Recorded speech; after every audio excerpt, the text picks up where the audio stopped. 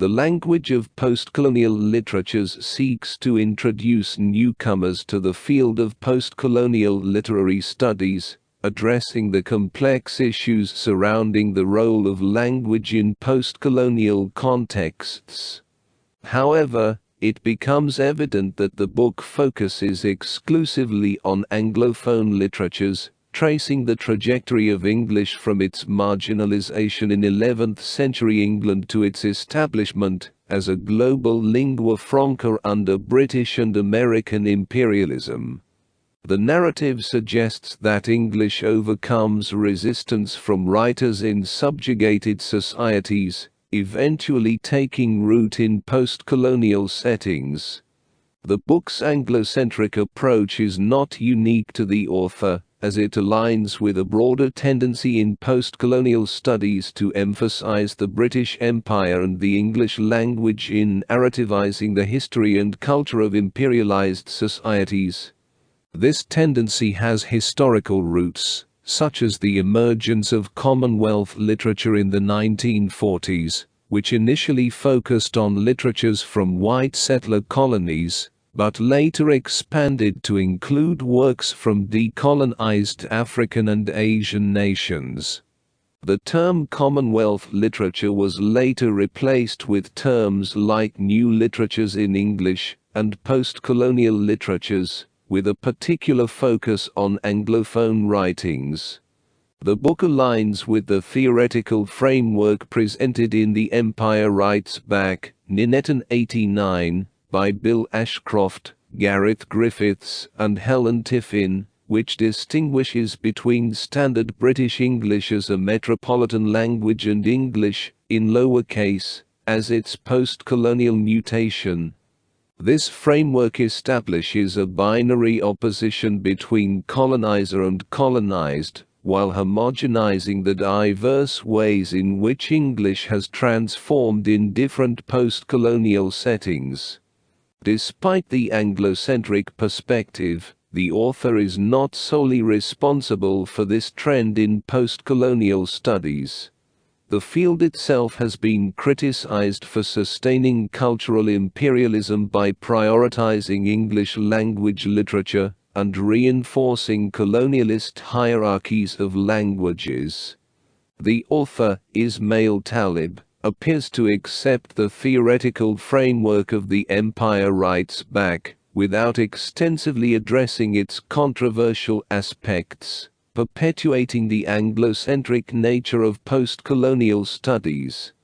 In contrast, post-colonial studies should ideally encompass literatures in all languages used by writers from imperialized societies, rejecting colonial hierarchies of languages. Emily Apter contends that post-colonial studies should align with the foundational disposition of comparative literature, inheriting its historical legacy without replicating colonialist frameworks. The critique underscores the need for a more inclusive and diverse approach to post-colonial literary studies that transcends the limitations of an Anglo-centric perspective.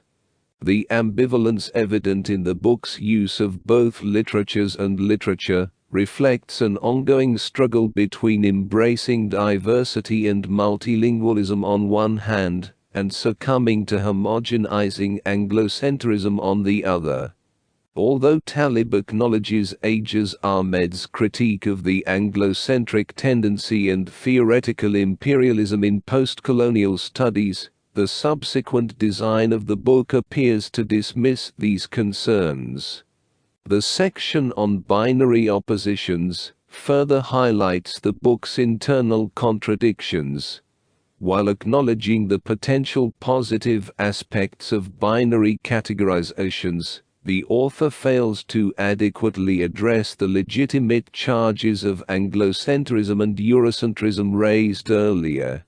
The book attempts to defend the use of binary oppositions as a conceptual approach, despite their association with colonial and racial discourses.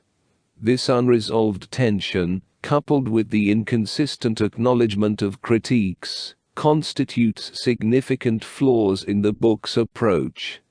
Despite these issues, the book serves as a comprehensive overview of the challenges related to the use of English in postcolonial literatures, covering various aspects such as the status of English in different regions, debates over its usage, and stylistic transformations. The book contributes valuable insights. The chapter on the stylistic transformations of English is particularly noteworthy, challenging the polarization of English and English, proposed by Ashcroft et al. As a textbook intended for students entering the field of postcolonial studies, the book unfortunately promotes an Anglocentric perspective and upholds a polarized Eurocentric worldview that echoes imperialist justifications. However, it does hold merit as a resource within the established boundaries of Anglophone postcolonial studies. While it may not be suitable for introductory courses due to its problematic theoretical framework, individual chapters can prove useful for scholars and teachers seeking concise overviews of specific aspects related to language in Anglophone literatures.